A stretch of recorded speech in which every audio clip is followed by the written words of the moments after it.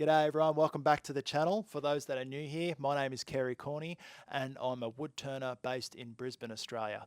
In this week's video, I'm going to turn a block of cedar into this hourglass shape. I'm then going to cut 4 individual boxes out of the same piece, cut and turn.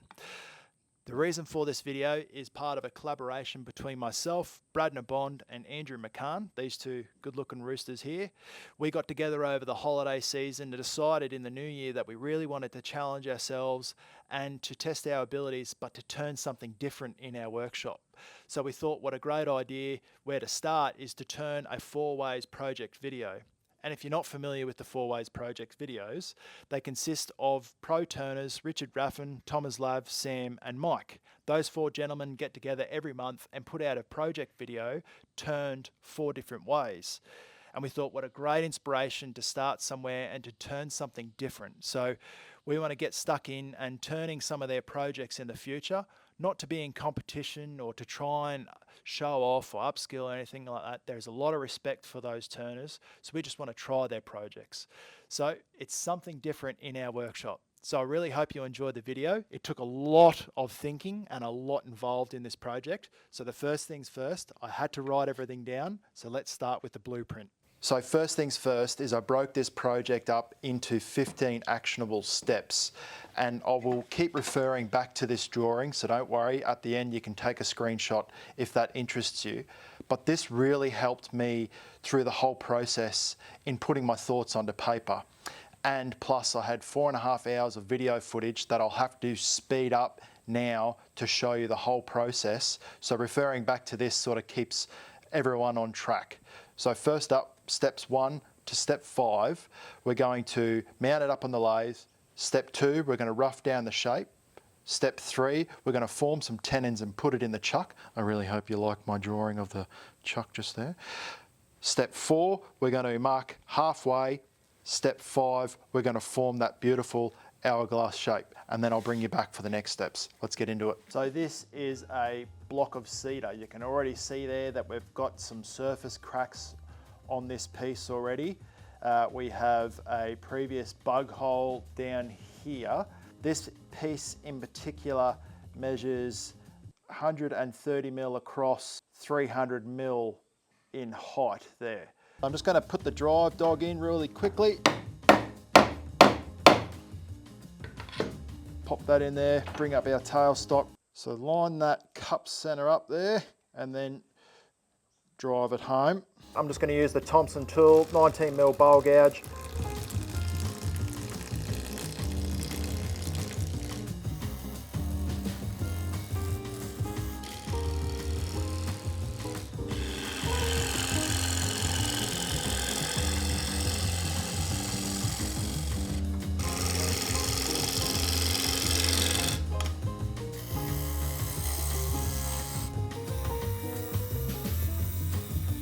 One thing that I want to do now is just quickly form some tenons on either end. So I've got my spring calipers here, my 5mm parting tool just here. We'll get into it.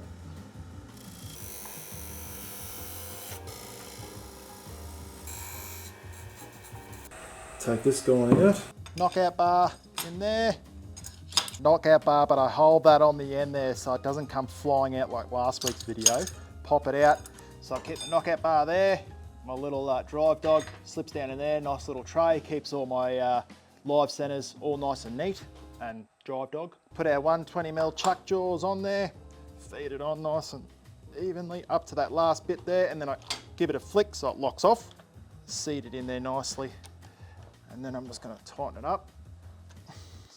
So that's 270mm there, 270mm divided by 3 to get our 2/3 times 2, 180mm, and then if we go, what would I say, 270 divided by 2, whoa, 270 divided by 2, Kez, yes. So 135, I know you knew that. So 135 is half, so half, right, and see what that looks like. So that's half, put the spin. So that's 2/3. What I think we do is just go to the center. Go to the center, start shaping it down to the center, but not going to our final distance. Let's do that.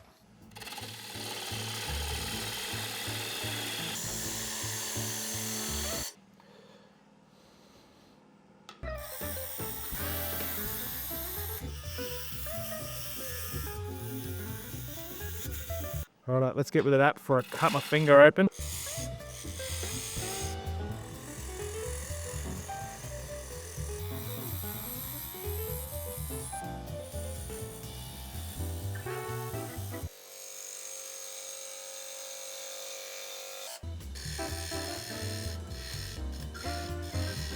I'm not real happy with it. I want this section here to sweep in more, so I might need to take a little tiny bit out of that section there. And actually, let's just go, I've got this sort of round nose little scraper jigger here. I'll just give it the top a bit of a hone. And how I don't cut my fingers is I hold this little magnet on the back, because I love magnets. And just that way my fingers don't go near the edge.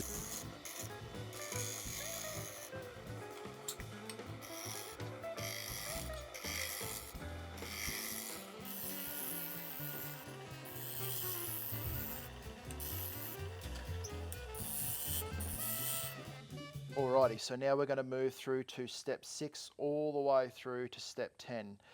These two steps here, 6 and 7, are the most crucial steps out of this whole project, and I'll go into more detail about getting the most efficiency and how to properly structure and cut these tower box sections, which myself, Andrew and Bradner came up with. So step 6, we're going to mark and measure each box section. Step 7, we're going to part the lid off. We're then going to form the mortise and shape the box, sand and oil. And then it's simply rinse and repeat for step 8, 9 and 10 being the base. So I want to show you all that. Let's get stuck into it. What I want to do from now is start dividing this up into our box shapes. And I'm thinking 4 boxes. So 1, 2, 3, 4 with the lid. So I'm going to get the distance here, divide it by 4. We're going to have a lid. We're going to have 4 boxes. And then we're going to start parting off. So that 270 mil there. So 270 mil divided by 4 equals 67.5 mil per box. And of course it's got to be 0.5 of a mil because we're that accurate. But we'll give it a good old crack. 67.5, remember that. 67. Geez, my eyes are getting bad. Hold on here. Pull out the Richard Raffin specials. 67.5, Kez. So I want to go 1 there. And my verniers are going to touch that end, aren't they? 1 there. 1 there. Once I've parted that section off, I then have a tenon on the lid. So I've got a tenon on the lid here, all ready to rock and roll. I just form the body, the inside of this box, turn it, sand it, oil or finish it, or whatever finish you want to use. Then I come to this section, form, tenon and cut it off with a parting tool. That box comes off, form the inside of this box, and then use that tenon on the last box to suit the new box, the mortise on the new box. But it'll all make sense in just a sec, and that's to be able to get more time here instead of frustratingly taking chucks off, chuck on, jam chuck, all the rest of it. So yes, I'm just going to go smack bang right middle.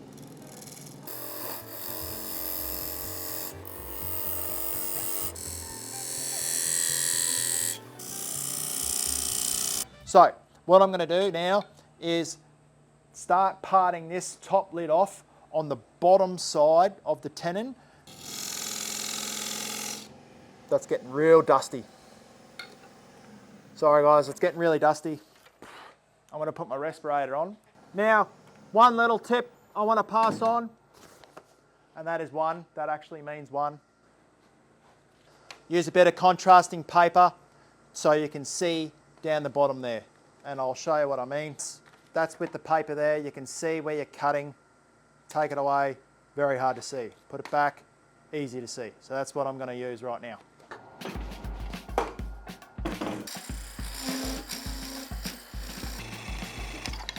part that off, and there we go. All we have to do now is transfer that tenon with the verniers onto the face. Let's do that. Get the verniers, bring the verniers over, open them right up, righto. So that's the mark that we need to work up to there, and that is 105 mil. Lathe on, and then just start. That's our mark there. I'll highlight that because it's a bit hard to see on the camera.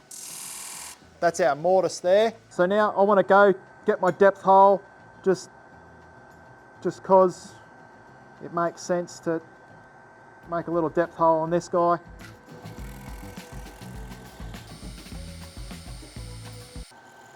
Cool. Just taking it easy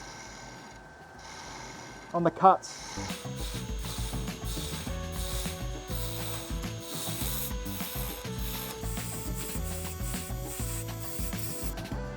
Getting close to our line now.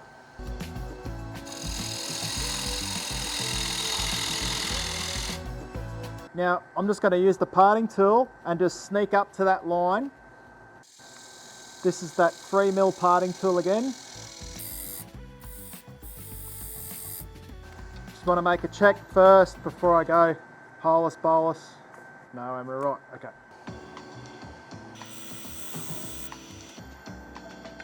Now I just want these to be so they fit in there, but I don't want them to be too loose because I want to be able to sand tenon there and then also sand that mortise. So now I'm going to hog all that out now.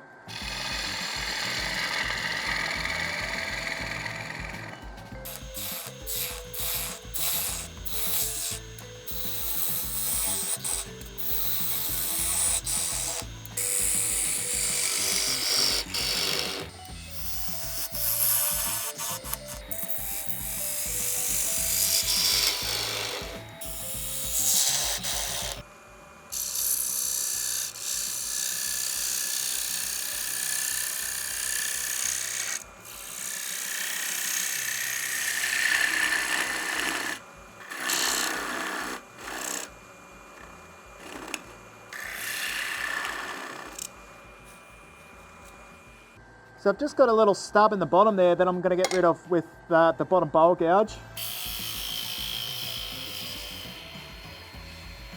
Wonderful.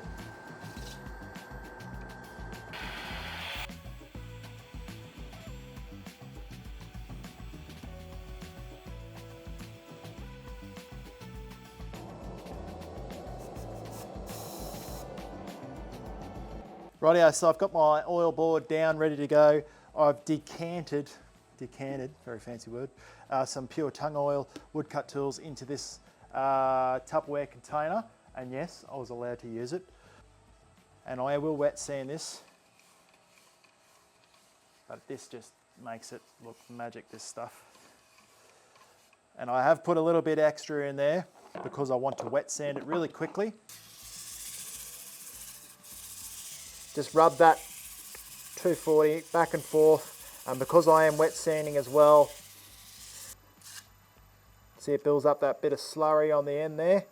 That's what we're chasing. I'm just going to switch gears, go to the 400. So now we've got this section done and dusted. The lid is down there, ready to go for at the end when we use the vacuum chuck. And I want to show you a cool little tool as well. It's a very cool little detail elf, they call it, I believe. Robert Sorby, no, my apologies, Henry Taylor. Henry Taylor detailing elf, really cool little tool, and I want to show you some neat stuff with that. All right, so that's first box done, lid, hey presto. So now all it is mirror finish, working our way down. So let's do that.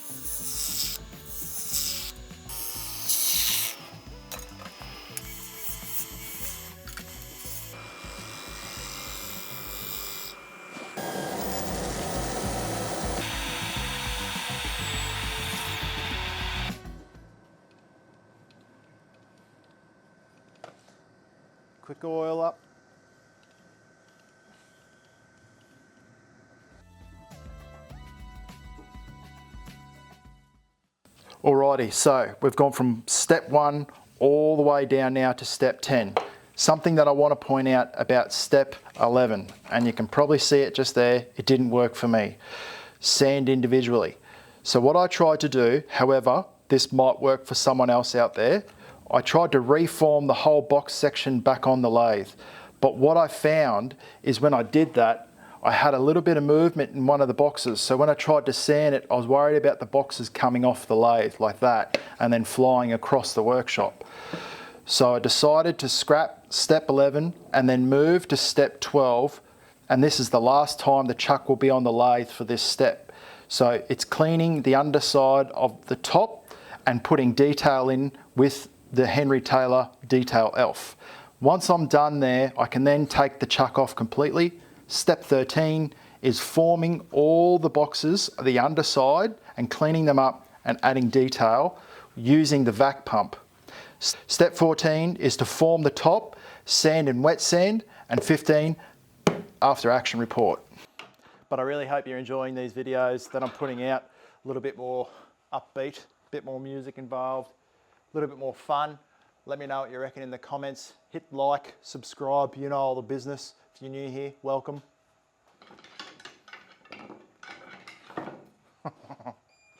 Let's go. Let's clean this up.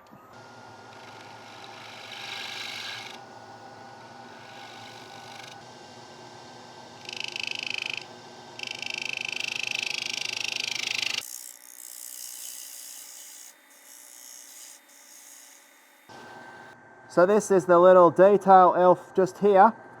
Because it's the underside of the lid, I'm just gonna, and I don't know exactly how to use it, I just watched a quick YouTube video, a little bit of YouTube University, and I'm just gonna hold it parallel on the tool rest and then run it right, I reckon about there.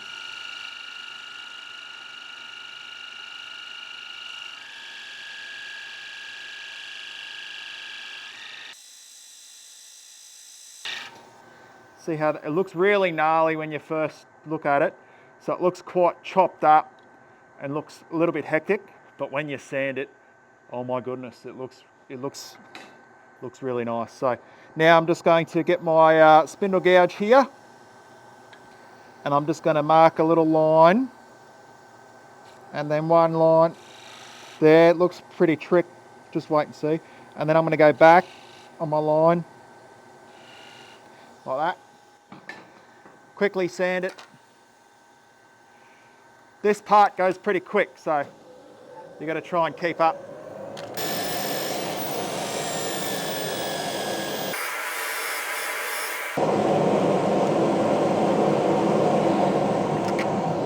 Now I need to get the vacuum pump on. Undo that, hit it in reverse, boom. Little homemade vacuum cup there, vacuum chuck. Just there, make sure it's clean. Kez. You don't want that debris going into your vacuum pump. Is it debris? Do people pronounce it debris or debris? I'm debris. I'm a bit of a debris dairy kind of guy. Oh. So I'm just going to quickly lock that in there. Spin it, make sure we're running true, and I've absolutely just jagged that. So that's good to go there. This is the base, and I'm just going to work my way up. And I thought I'd start with this one because it was the first one I picked up. Right. Take a bit of this hide out.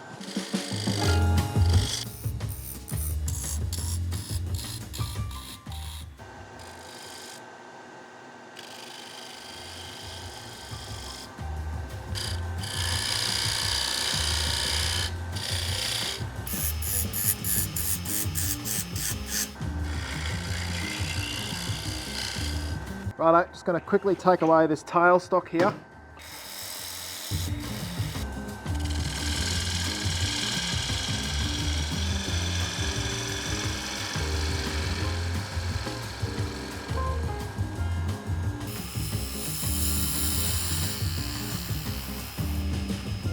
Get a ruler, that way you can see properly. Right, cool. So I've got daylight running from underneath there, so where it sits on the table, it's not going to bottom out. So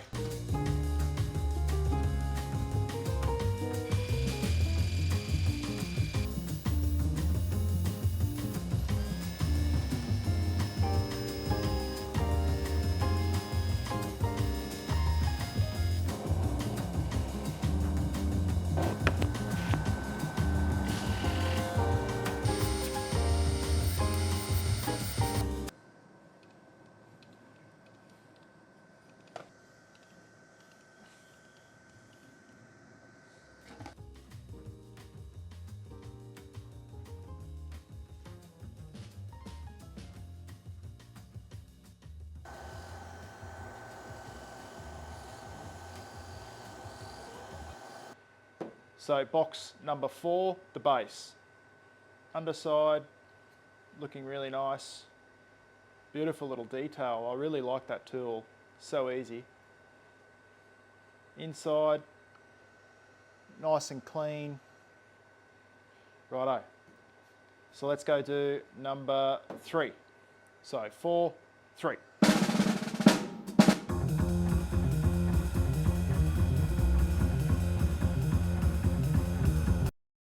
Number 3.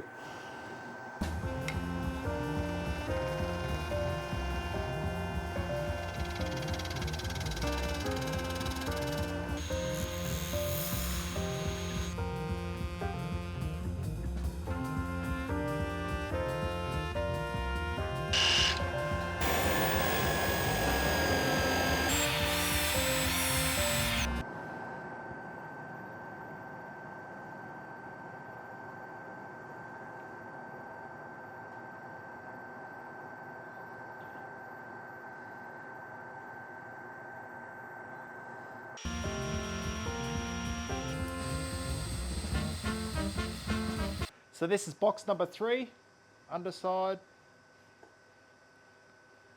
Nice detail there. Inside looks nice and clean.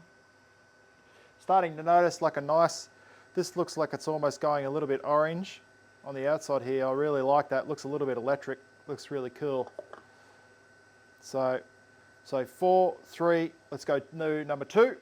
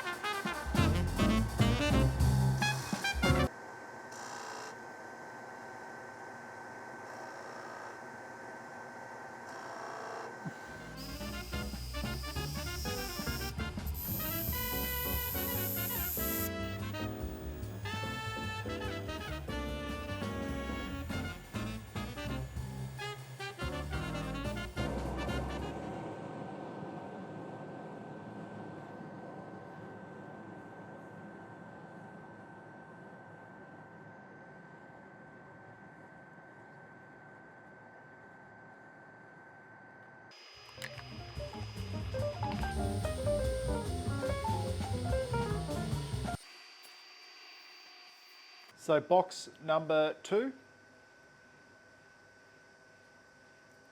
Nice detail under the base there. Nice clean on the inside. One little downfall though is the tenon's just a little bit too small on this one. The grain lines up just. It's a little bit out by a couple of mil, but that's okay. 4, 3, 2. Let's go do box number 1 and then the lid.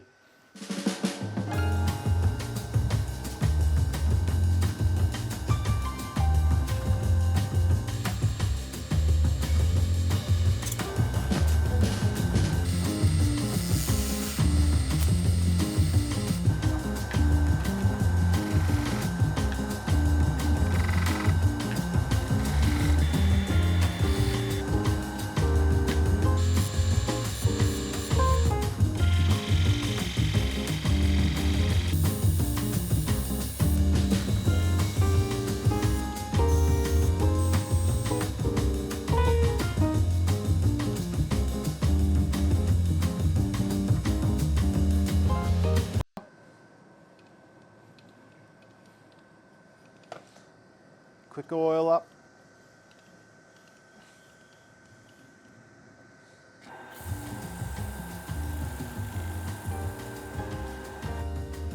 So we have 4, 3, 2, 1, number 1 box going on. Nice single detail underneath. I will have to see if I made 2. I think I over sanded a little bit, but box number 1. Nice on the inside there. We have got a little crack. Now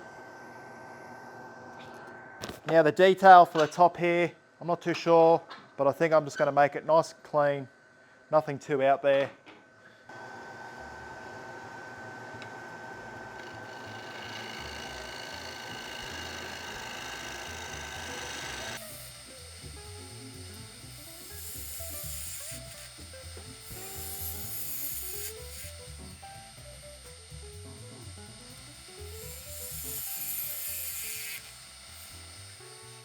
I just want to keep bringing this down.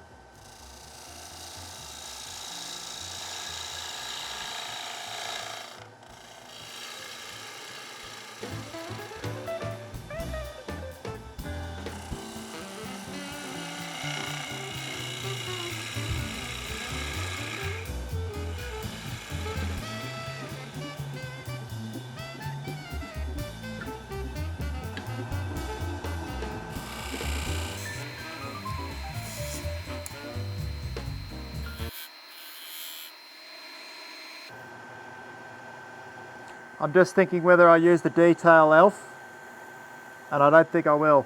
I don't think I will. I'll just leave it.